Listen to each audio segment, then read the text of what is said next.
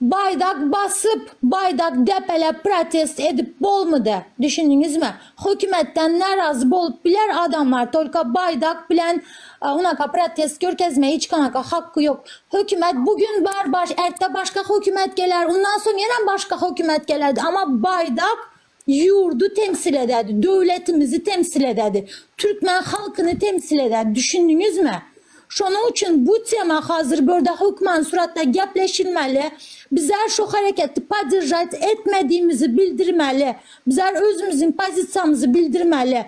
Simbol onu hem geçtim. Devlet nişanını basmak, yakmak ya da şunun yal hareketler konkret statsa var Türkmenistan'da. Konkret statsa var. Girinlerden okuyup görünler. Bizler hiç kaçan kanun dışı hareket etmedik. Edimiz edenler yem goldanmız. Düşündünüz mü bu hocana ki? Bizler hemşe özümüzün pozisyonumuzu bildirmesek adamlar son yana etti ya sen hem aktivist. Düşündünüz mü? Sen hem aktivist hep gitti.